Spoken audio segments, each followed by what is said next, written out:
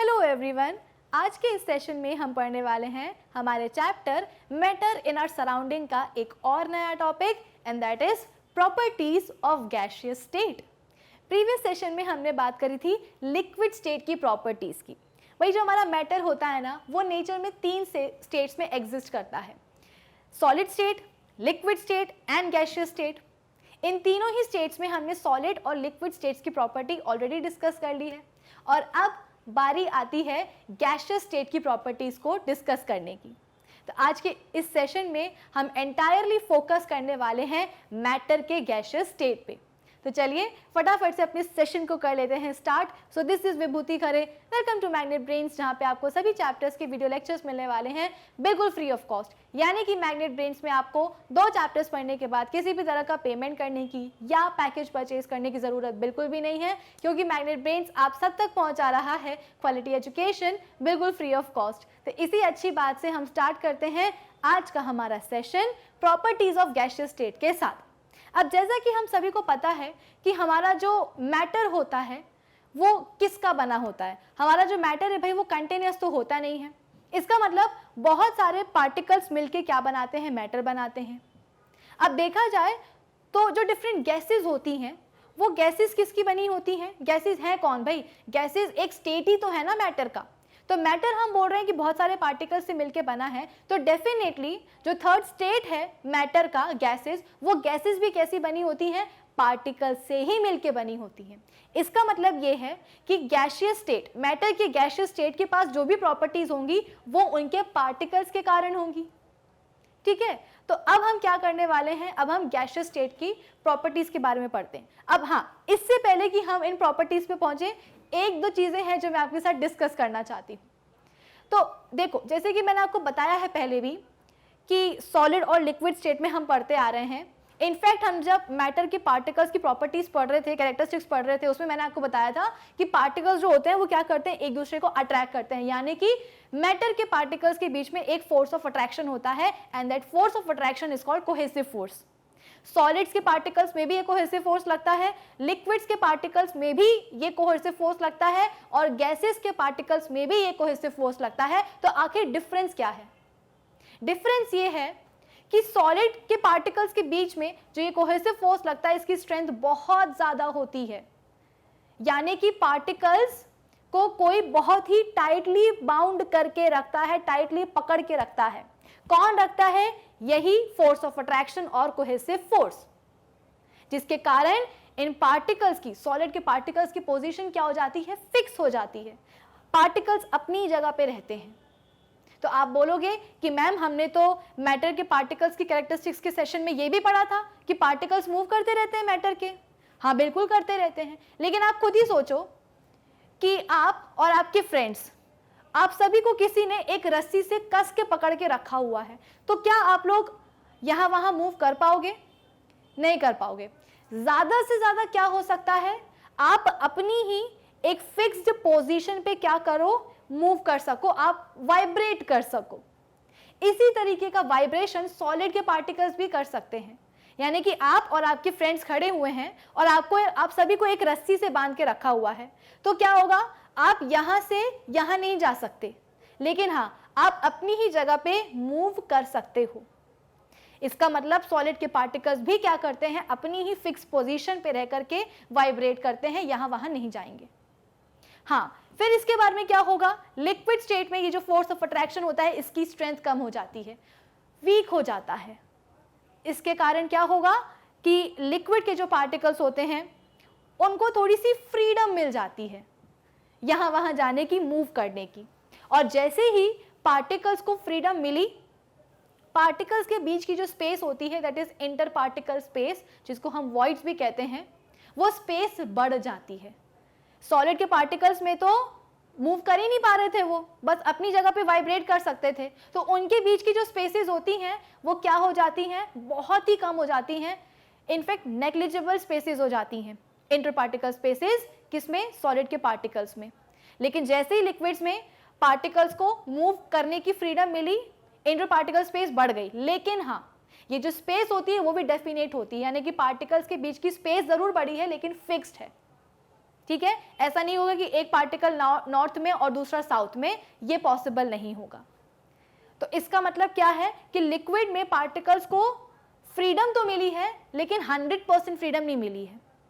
लेकिन अगर हम बात करें कि इसकी गैसियस स्टेट की, तो गैसियस स्टेट में गैसेस के पार्टिकल्स को 100% फ्रीडम मिली होती है। क्यों?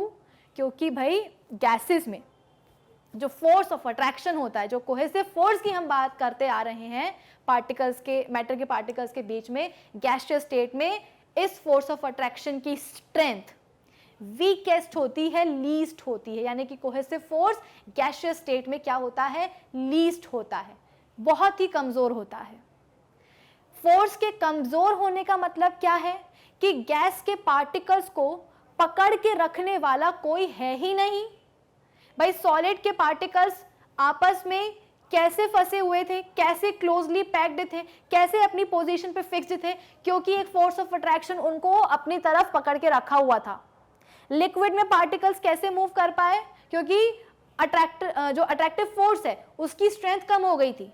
और अगर मैं बोल रही हूँ कि गैसियस स्टेट में तो ये अट्रैक्टिव फोर्स ना के बराबर है ही नहीं, वीकेस्ट है, लीस्ट है। इसका मतलब क्या है कि गैस के पार्टिकल्स को तो फ्रीडम ही फ्रीडम है, वो जहां चाहे जा सकते हैं, जिस डायरेक्शन में जाना चाहे वो जा सकते हैं, उनको पकड़ के रखने वाला कोई है नहीं, उनको कंट्रोल करने वाला कोई है ही नहीं।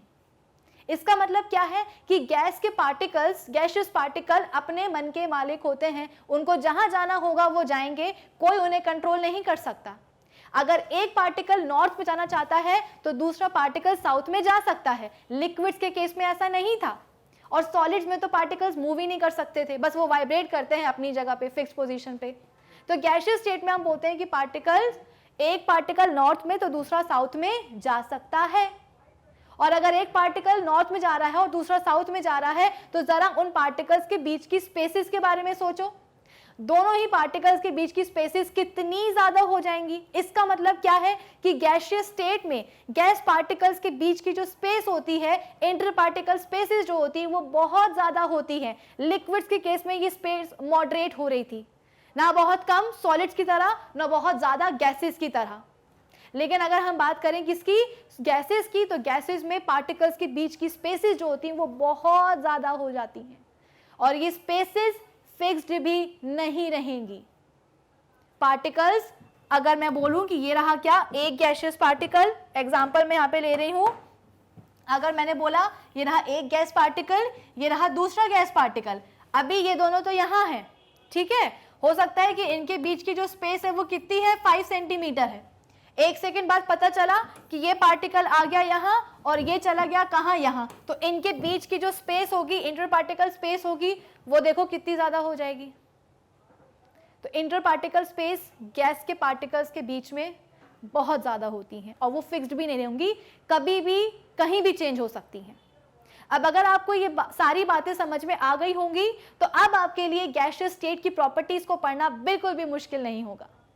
तो फर्स्ट प्रॉपर्टी क्या है, फटाफट से स्टार्ट कर देते हैं प्रॉपर्टीज। फर्स्ट प्रॉपर्टी बोलता है कि gases neither have a definite shape nor a definite volume. Gases का हम बोलते हैं कि ना ही उनका कोई शेप होता है, ना ही उनका कोई डेफिनेट वॉल्यूम होती है। कैसे, जरा इस चीज को हम समझते हैं। अगेन मैं क्या करती हूं, एक एग्जांपल लेती हूं पेन का, इसी पेन का, ठीक है।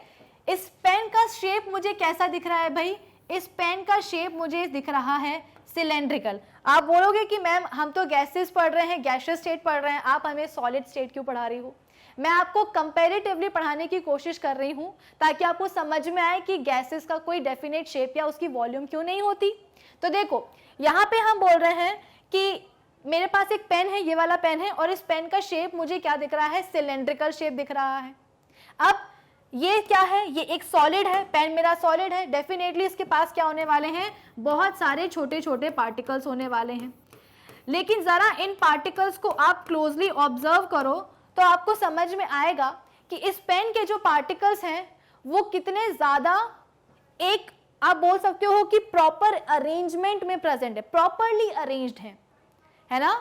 इन पेन के पार्टिकल्स को आप क्लोजली ऑब्जर्व करोगे तो आपको समझ में आएगा कि इस पेन के पार्टिकल्स एक डेफिनेट अरेंजमेंट में आपको दिख रहे हैं। क्यों? क्योंकि अभी अभी मैंने आपको एक्सप्लेन किया था कि सॉलिड के पार्टिकल्स के बीच में फोर्स ऑफ अट्रैक्शन बहुत स्ट्रांग होता है, पार्टिकल्स बहुत ही क्लोजली एक दूसरे से अटैच्ड होते हैं, इधर उधर भाग ही नहीं पाते हैं, एक दूसरे से दूर जा ही नहीं सकते हैं, स्प्रेड हो ही नहीं सकते हैं। तो इस पेन के पार्टिकल्स को देखो, पेन के पार्टिकल्स आपस में बहुत ही क्लोजली पैक्ड हैं। क्लोजली पैक्ड तो हैं ही, साथ ही साथ हम बोलते हैं कि एक डेफिनेट पैटर्न में अरेंज्ड हैं। और ये जो डेफिनेट पैटर्न है ना, इस डेफिनेट पैटर्न के अराउंड में क्या बना दूं, एक बाउंड्री बना दूं। ठीक है, एक बाउंड्री बना दूं तो इस बाउंड्री से आपको क्या समझ में आ जाएगा कि भाई इस पेन का शेप क्या है, सिलेंड्रिकल है। समझे आप? ये जो पेन के पार्टिकल्स जिस भी एक डेफिनेट पैटर्न में अरेंज्ड थे ना, इस पैटर्न के अराउंड मैंने क्या बना दी, एक ब्लैक कलर की बाउंड्री बना दी। और जैसे ही ब्लैक कलर की बाउंड्री बनी तो मुझे समझ में आ गया कि भाई पेन का शेप कैसा है, सिलेंड्रिकल है, क्योंकि मुझे पार्टिकल्स किस शेप में अरेंज्ड है वो दिखाई दे गया। और जहां मुझे समझ में आ गया कि मेरे पार्टिकल्स जो है पेन के वो सिलेंड्रिकल शेप में अरेंज्ड है, इसका मतलब क्या होगा कि मेरा पेन भी कैसा होगा, सिलेंड्रिकल होगा शेप में। जब भी हम शेप और साइज की बात करते हैं ना, तो वो शेप और साइज सिर्फ और सिर्फ सॉलिड स्टेट के लिए एप्लीकेबल होता है। क्या आपने कभी ये सुना है कि किसी लिक्विड का शेप कैसा हो, सिलेंड्रिकल हो? पानी का शेप सिलेंड्रिकल है, पानी का शेप ओवल है, पानी का शेप जो है क्यूबॉइडल है, या किसी गैस का शेप क्यूब है? कभी नहीं सुना होगा आपने, क्योंकि होता ही नहीं है ना। सॉलिड का स्टेट, आप बोल सकते हो कि सॉलिड स्टेट में शेप्स हमें क्यों दिख रहे हैं, क्योंकि इनके पार्टिकल्स अरेंज्ड ही ऐसे होते हैं ना, एक डेफिनेट अरेंजमेंट में प्रेजेंट है। क्यों प्रेजेंट है? क्योंकि एक दूसरे के पास है। अगर मैं बोलूं कि ये जो पार्टिकल्स हैं, ये इन पार्टिकल्स में से 2-3 यहां चले गए, 5 यहां आ गए, 4 यहां आ गए, ठीक है, 2 ऊपर चले गए, क्या हुआ? पेन के पार्टिकल्स यहां वहां बिखर गए, स्कैटर हो गए, स्प्रेड हो गए। अब मैं आपसे बोलूं कि अब इन पार्टिकल्स के अराउंड मुझे क्या बना के बताओ, आप एक बाउंड्री बना के बताओ। तो जरा आप मुझे बताओ कि आप बाउंड्री कैसे बनाओगे। कुछ पार्टिकल्स यहाँ है, यहाँ से बाउंड्री बनानी शुरू करी, फिर यहाँ पहुंचे, फिर यहाँ पहुंचे, फिर यहाँ पहुंचे, ये तो पता नहीं क्या बन गया। अब ये पेन तो रहा ही नहीं, ये तो मुझे अमीबा लग रहा है, जेली लग रहा है। इसका मतलब क्या है कि अगर इस पेन के पार्टिकल्स मूव होने लगे तो ये पेन पेन नहीं रह जाएगा, ये पेन सॉलिड नहीं रह जाएगा, ये तो कुछ और ही स्टेट बन जाएगा। कौन सी स्टेट बन जाएगा भाई? ये बन जाएगा एक liquid state. Exactly, liquid state में यही होता है। जो मैंने आपको बोला ना कि लिक्विड स्टेट में पार्टिकल्स मूव करने लगते हैं, तो इनके मूवमेंट से होता क्या है, इनके मूवमेंट से हम बोलते हैं कि लिक्विड्स का कोई शेप ही नहीं बन पाता। या तो पार्टिकल्स मूव कर लें तो उनका शेप डेफिनेट नहीं हो पाएगा, और अगर आपको शेप डेफिनेट चाहिए किसी भी सब्सटेंस का तो पार्टिकल्स को एक साथ रहना पड़ेगा। अगर एक साथ नहीं है तो डेफिनेट शेप नहीं बन पाएगा। तो आखिर ये शेप डेफिनेट क्यों नहीं बन रहा है लिक्विड्स का? क्योंकि उनके पार्टिकल साथ साथ में नहीं है, वो मूव करते रहते हैं। मूव क्यों कर पा रहे हैं? क्योंकि फ्रीडम मिली है। फ्रीडम क्यों मिली है? क्योंकि फोर्स ऑफ अट्रैक्शन वीक हो गया है। इससे भी अगर मैं वर्स्ट केस आपको बताऊं तो वर्स्ट केस क्या होगा? पार्टिकल्स जो है 2 यहाँ है, 4 यहाँ है, 1 यहाँ है, 1 यहाँ है, 1 यहाँ है। अब जरा मुझे एक बाउंड्री बना के बताओ तो कैसे बनाओगी बाउंड्री? बन ही नहीं पाएगी। ये किसका केस है भाई? ये है गैसियस स्टेट का केस। गैस के पार्टिकल्स कुछ इसी तरीके से मिलते हैं, रैंडमली कहीं भी चले जाते हैं। तो अगर आप इन पार्टिकल्स के अराउंड बाउंड्री बनाने की कोशिश करोगे, गैस की एक बाउंड्री बताने की कोशिश करोगे, तो कैसे बनाओगे? पार्टिकल्स तो एक जगह रुकते ही नहीं है, हर कहीं है। ऐसा क्यों हो रहा है? क्योंकि जरूरत से ज्यादा ही फ्रीडम मिल गई है गैस के पार्टिकल्स को। इतनी फ्रीडम मिल गई है कि ये हर कहीं जा रहे हैं। और क्यों मिली है फ्रीडम? क्योंकि पकड़ के रखने वाला है फोर्स जो है वो स्ट्रांग नहीं है ना। पकड़ के रखने वाला, पार्टिकल्स को पकड़ के रखने वाला फोर्स बहुत ही कमजोर हो गया है, फोर्स ऑफ अट्रैक्शन बहुत ही वीक हो गया है, कोहेसिव फोर्स की स्ट्रेंथ कम हो गई है इसीलिए। ठीक है, तो इसीलिए मैंने आपको बताया कि जो फर्स्ट प्रॉपर्टी है गैसियस स्टेट की वो ये है कि गैसेस का कोई डेफिनेट शेप नहीं होता है। अब बारी आती है किसकी? डेफिनेट वॉल्यूम की। डेफिनेट वॉल्यूम मतलब क्या? सॉलिड के केस में मैंने आपको बताया था कि अगर आप एक क्या करो, एक टॉफी को एक कंटेनर के अंदर रख दो, बॉक्स के अंदर रख दो, 4 महीने बाद भी आपको ये रियलाइज नहीं होगा, आप ये ऑब्जर्व नहीं करोगे कि वो जो पूरी टॉफी है वो पूरे कंटेनर में जाकर के फैल गई, स्प्रेड हो गई। लिक्विड के केस में मैंने आपको बोला था कि आप एक 5 ml पानी को, 5 ml पानी को अगर आप 50 ml बीकर में भी डालोगे ना, तो वो 5 ml पानी पूरे बीकर में जाकर के नहीं फैल जाएगा। उसको जितनी जगह लेनी होगी, जितनी जगह ऑक्यूपाई करनी होगी, वो उतनी जगह ऑक्यूपाई करेगा, पूरे कंटेनर, पूरे बीकर में जाकर के स्प्रेड नहीं होगा। लेकिन अगर मैं बात करूं किसकी, गैस की, कि मेरे पास थोड़ी सी गैस थी और इस गैस को मैंने एक बहुत बड़े बीकर में डाल दिया, तो पता है क्या होगा, गैस पूरे बीकर में जाकर के स्प्रेड हो जाएगी। Through out the beaker gas क्या हो जाएगी, स्प्रेड हो जाएगी। कैसे? क्योंकि गैस का कोई फिक्स्ड वॉल्यूम है ही नहीं, कोई डेफिनेट वॉल्यूम है ही नहीं। सॉलिड जो टॉफी थी, टॉफी पूरे कंटेनर में, पूरे बॉक्स में स्प्रेड क्यों नहीं हो गई? क्योंकि फोर्स ऑफ अट्रैक्शन इतना स्ट्रांग था पार्टिकल्स के बीच में कि पार्टिकल्स एक दूसरे से मूव हो ही नहीं पाए, एक दूसरे से स्प्रेड हो ही नहीं पाए, अलग हो ही नहीं पाए। तो पार्टिकल्स की स्प्रेडिंग नहीं हुई, तो जो टॉफी है वो पूरे कंटेनर में फैल ही नहीं पाई। लिक्विड का हमने बोला कि 5 ml लिक्विड 50 ml बीकर में एक लिमिटेड जगह ही ऑक्यूपाई करेगा, पूरे कंटेनर में फैल नहीं जाएगा। क्यों नहीं फैल पाएगा? इसलिए नहीं फैल पाएगा क्योंकि माना कि लिक्विड के पार्टिकल्स के बीच में, पानी के पार्टिकल्स के बीच में कोहेसिव फोर्स कम है, फोर्सेस ऑफ अट्रैक्शन कम लग रहे हैं, वीक लग रहे हैं, लेकिन इतने भी वीक नहीं है कि पार्टिकल्स जो हैं एक दूसरे से बहुत ही अलग अलग हो जाएं, एक दूसरे से बहुत दूर दूर हो जाएं और पूरे कंटेनर में जाकर के स्प्रेड हो जाएं। लेकिन अगर हम बात करते हैं गैसेस की, तो गैसेस में हम बोलते हैं कि पार्टिकल्स के बीच में फोर्सेस ऑफ अट्रैक्शन ना के बराबर होता है, वीकेस्ट होता है, तो पार्टिकल्स के पास पूरी फ्रीडम होती है हर कहीं जाने की।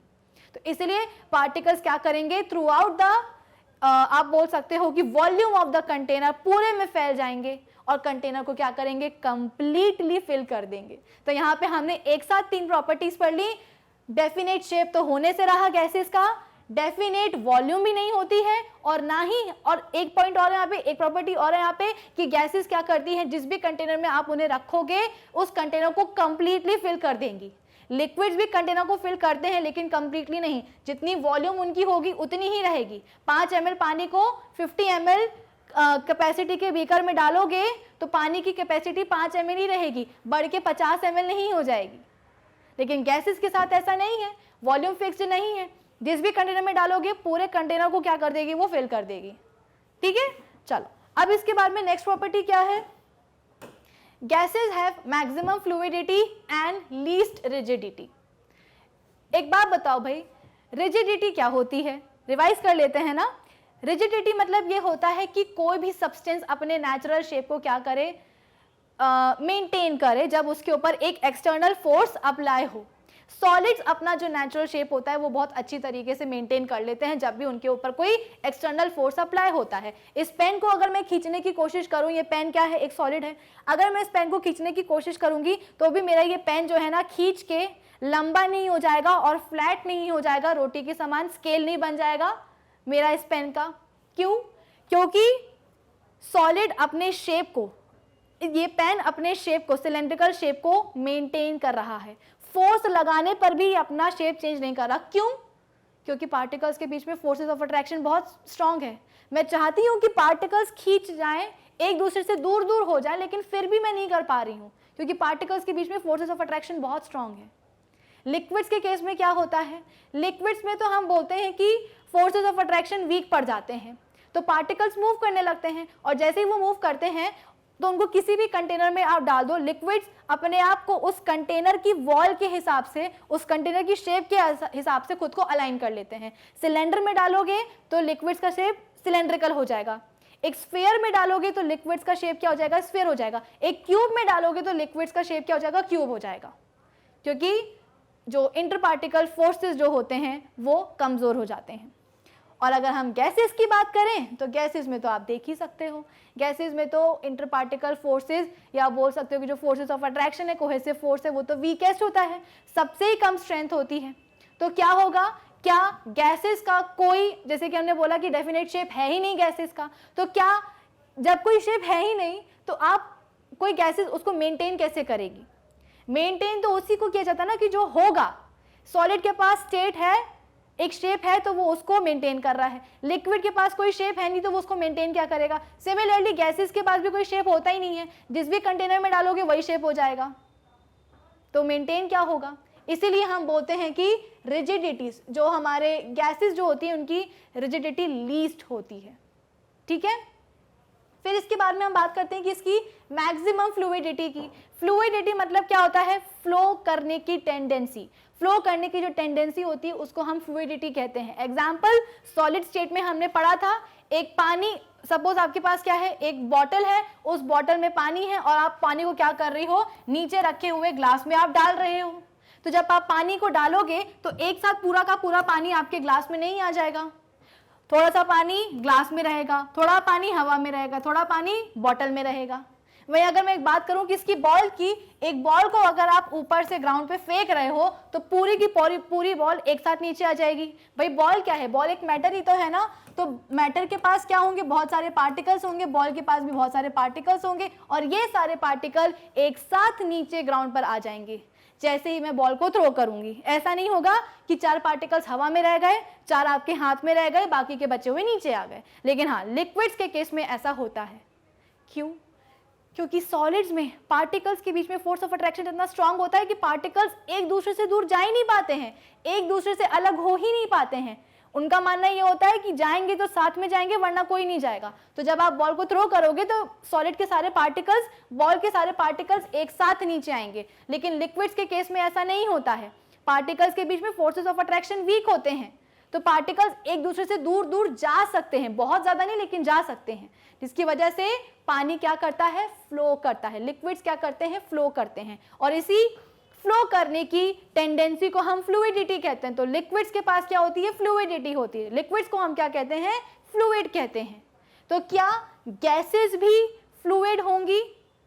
क्या गैसेस भी फ्लो कर सकती हैं? डेफिनेटली कर सकती हैं यार। जब लिक्विड्स कर सकते हैं तो व्हाई नॉट गैसेस? गैसेस के बीच में भाई फ्लो करने के लिए चाहिए क्या, फ्लो करने के लिए पार्टिकल्स को एक दूसरे से दूर दूर जाना पड़ता है। दूर दूर कब जा सकते हैं पार्टिकल्स, जब उनके बीच में फोर्सेस ऑफ अट्रैक्शन वीक हो, और गैसेस में तो फोर्सेस ऑफ अट्रैक्शन वीकेस्ट होते हैं, यानी कि गैस के पार्टिकल्स तो एक दूसरे से बहुत ज्यादा दूर जा सकते हैं। तो जब ज्यादा दूर जा सकते हैं तो फ्लो, जो हमारी गैसेस हैं वो फ्लो क्यों नहीं कर सकती, बिल्कुल फ्लो कर सकती हैं। इसलिए गैसेस क्या होती हैं, गैसेस के पास हम बोलते हैं कि मैक्सिमम फ्लूइडिटी होती है। आई होप ये चीज आप सभी को समझ में आई होगी। Due to large interparticle spaces and weak interparticle forces of attraction, gases have high fluidity and least rigidity. ठीक है, आई होप ये वाला पॉइंट आप सभी को समझ में आया होगा, प्रॉपर्टी समझ में आई होगी। नेक्स्ट प्रॉपर्टी क्या है, gases are highly compressible. Gases जो होती हैं वो हाईली कंप्रेसिबल होती हैं। कंप्रेसिबिलिटी का मतलब क्या होता है, कंप्रेसिबिलिटी एक प्रॉपर्टी होती है जहां पे सब्सटेंसेस के पार्टिकल्स को पास पास लाया जाता है। कैसे पास पास लाया जाता है, उनके ऊपर एक एक्सटर्नल फोर्स या प्रेशर अप्लाई किया जाता है। सॉलिड के पार्टिकल्स के बारे में मैंने आपको बताया था कि ऑलरेडी सॉलिड के पार्टिकल्स बहुत पास पास में होते हैं, इतने पास होते हैं कि उनके बीच का जो इंटरपार्टिकल स्पेस है वो भी नेग्लिजिबल होता है।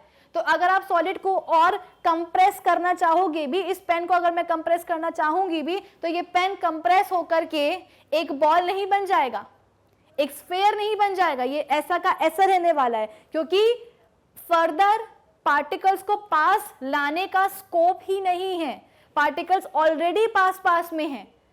तो अगर मैंने ज्यादा इस पे प्रेशर दे भी दिया ना तो ये टूट जाएगा लेकिन कंप्रेस नहीं होगा। लिक्विड्स की अगर हम बात करें तो लिक्विड्स के पार्टिकल्स के बीच में स्पेसेस होती हैं। इन स्पेसेस के कारण पार्टिकल्स को जब हम किसी लिक्विड के ऊपर प्रेशर अप्लाई करेंगे, फोर्स अप्लाई करेंगे, तो लिक्विड के पार्टिकल्स पास पास आ जाएंगे, यानी कि लिक्विड्स कंप्रेस हो जाएंगे, लेकिन बहुत ज्यादा तब भी नहीं। लेकिन अगर हम बात करें गैसेस की तो उनका तो कहना ही क्या भाई, गैसेस के पार्टिकल्स के बीच में तो स्पेसेस ही हैं, और इतनी ज्यादा स्पेस है कि आप कितना भी चाहो आप किसी भी गैस को कंप्रेस कर सकते हो। एग्जाम्पल ये देखो, यहां पे आपको क्या दिख रहा है, आपको 3 आप बोल सकते हो कि सिरिंज दिख रही है, ठीक है। अब यहाँ पे देखो, पहले में जो है चॉक पाउडर भरा हुआ है, दूसरे में जो है एक लिक्विड भरा हुआ है, वाटर ही ले लेते हैं हम, और तीसरे में हवा है और कुछ नहीं है। जब आप पहले वाले चीज को दबाओगे, चॉक पाउडर को कंप्रेस करने की कोशिश करोगे, चॉक पाउडर कंप्रेस नहीं होने वाला। चॉक पाउडर क्या है भाई, सॉलिड ही तो है। हाँ, अमॉर्फस स्टेट में है, पाउडर स्टेट में तो क्या हुआ, है तो सॉलिड ही ना। दबाने की कोशिश करोगे, नहीं कंप्रेस होने वाला। क्यों? क्योंकि ऑलरेडी ये सॉलिड स्टेट में है, और सॉलिड्स के पास हम बोलते हैं कि प्रॉपर्टी, सॉलिड्स के पास हम बोलते हैं कि आप बोल सकते हो कि जगह ही नहीं होती है पार्टिकल्स के बीच में, तो फिर कोई कंप्रेस क्या होगा। वही अगर मैं बात करूं किसकी, लिक्विड्स की, तो लिक्विड्स के पार्टिकल्स के बीच में स्पेसेस होती हैं, तो अगर पानी को कंप्रेस किया गया तो पानी थोड़ा बहुत कंप्रेस हो जाएगा। लेकिन अगर हमने बात करी एयर की, तो एयर तो कंप्रेस होना ही होना है।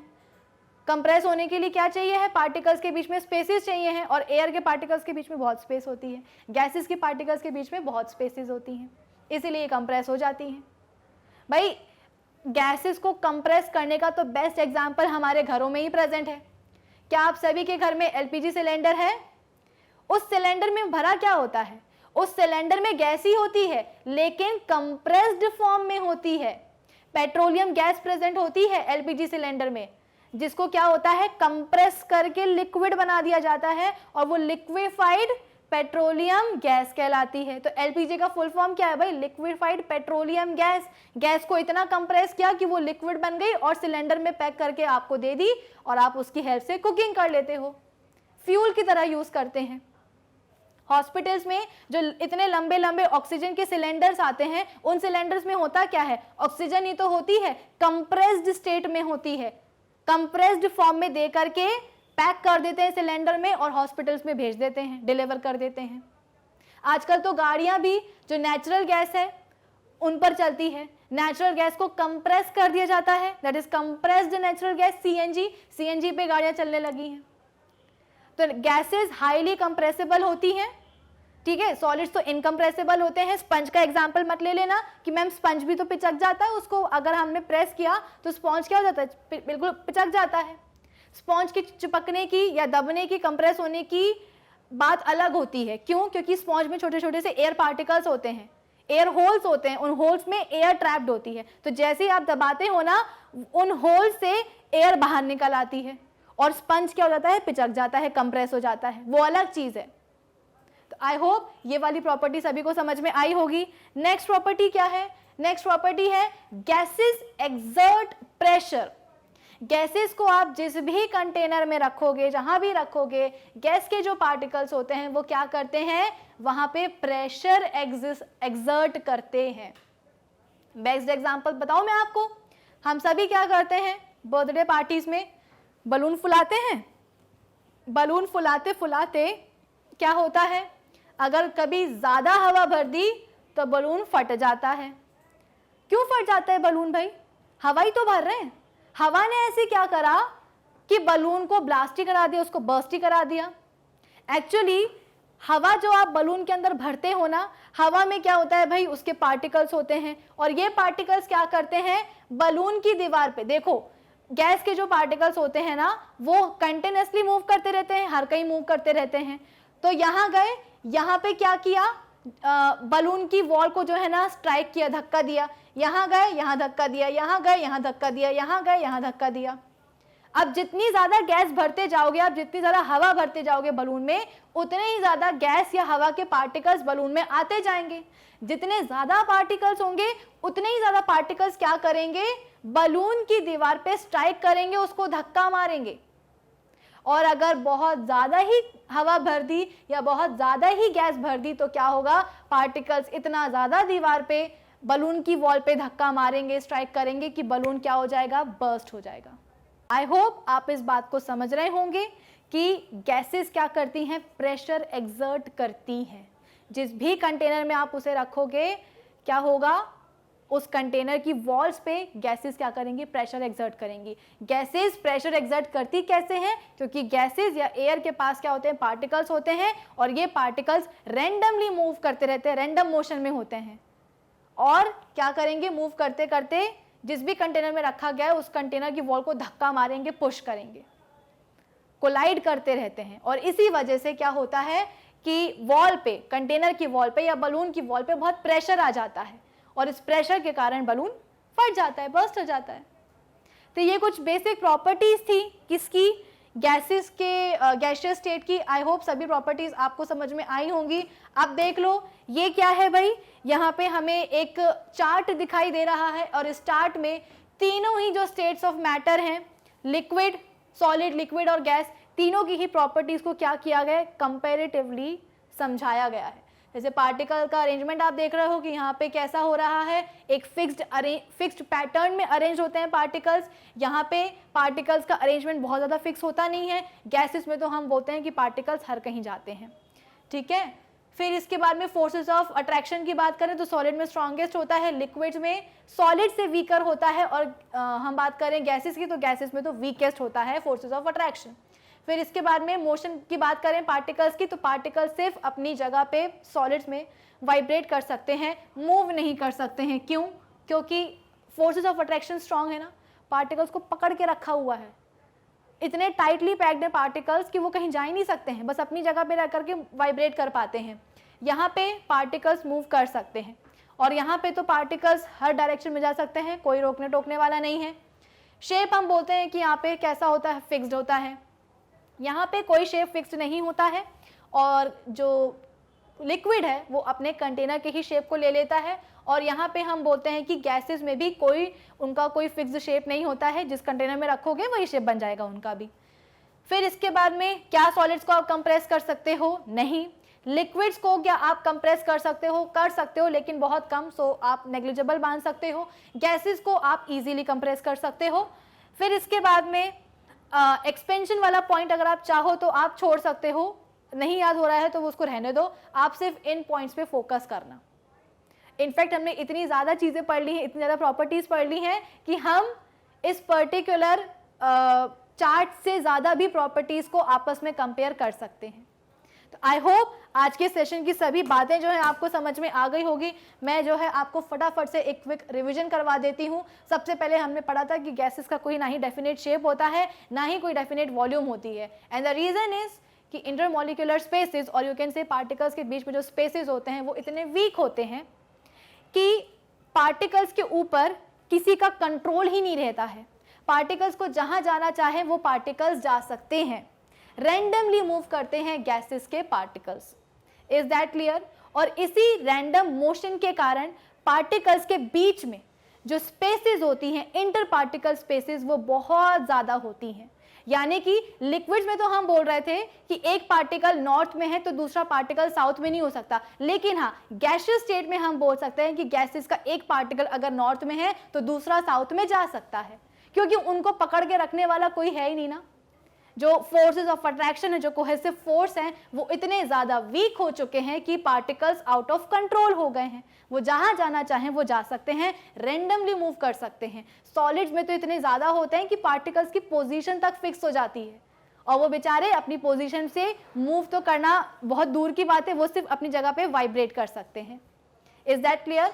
तो इसीलिए हम बोलते हैं कि गैसेस के पास डेफिनेट शेप तो कभी नहीं होगा और ना ही डेफिनेट वॉल्यूम हो सकती है, और इसी इनडेफिनेट वॉल्यूम के कारण गैसेस को आप किसी भी कंटेनर में रखोगे तो वो उस पूरे कंटेनर को कंप्लीटली फिल कर देगी।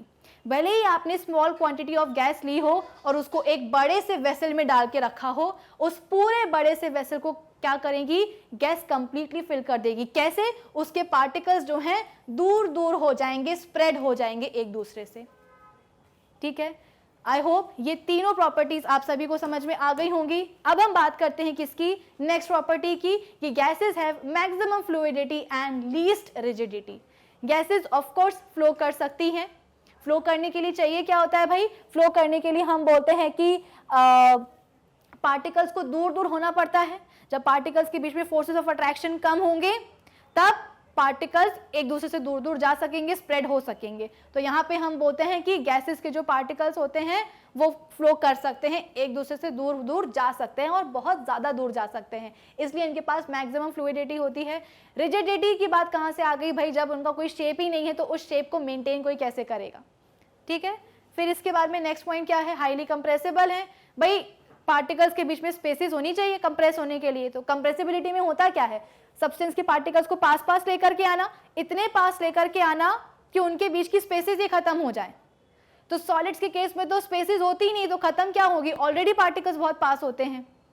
और गैसेस में हम बोलते हैं कि पार्टिकल्स के बीच में स्पेसिस इतनी ज़्यादा होती है कि आप चाहे जितना चाहो गैस को कंप्रेस कर सकते हो, ठीक है। फिर इसके बाद में नेक्स्ट प्रॉपर्टी क्या थी, गैसेस जिस भी कंटेनर में आप डालते हो उसकी वॉल्स पे प्रेशर एक्सर्ट करती है, यही रीज़न है बलून के फटने का। बलून में जब आप हवा ब्लो करते हो, थोड़ी बहुत हवा ब्लो करी तो ठीक है, अगर उसकी कैपेसिटी से ज़्यादा कर दी, उसमें हवा भर दी, तो बलून बस्ट हो जाता है। क्यों? क्योंकि हवा ब्लो करने के टाइम पे क्या होता है, जो आप गैस या जो हवा डाल रहे हो बलून में, उस गैस या उस एयर के पास होते हैं पार्टिकल्स, और ये पार्टिकल्स क्या करते हैं, रैंडमली मूव करते करते बलून की वॉल पे क्या करते हैं, धक्का मारते हैं। तो जिस एक्सटेंट तक बलून की वॉल्स उस धक्के को बर्दाश्त कर पाई, सहन कर पाई, तब तक तो सब ठीक है। और जब आपने ज़्यादा गैस भर दी, यानी कि ज़्यादा पार्टिकल्स डाल दिए बलून के अंदर, उन पार्टिकल्स ने जरूरत से ज्यादा क्या करा, प्रेशर एक्सर्ट किया, बस बलून की वॉल वहीं गिव अप कर देती हैं और बलून बर्स्ट हो जाता है। आई होप आज की सारी बातें इस सेशन की आप सभी को क्लियर हो गई होंगी, और बस इस सेशन के लिए इतना ही। अब हम मिलेंगे अपने नेक्स्ट सेशन में, तब तक आप क्या करेंगे, हमारी जो ऑफिशियल वेबसाइट है magnetbrains.com उसे विजिट कर लीजिएगा, जहां पे आपको सभी चैप्टर्स के वीडियो लेक्चर्स मिलेंगे, प्लेलिस्ट में अरेंज्ड, साथ ही साथ सभी टॉपिक्स के वहां पे आपको होंगे नोट्स भी available. So do visit our official website magnetbrains.com। Till then keep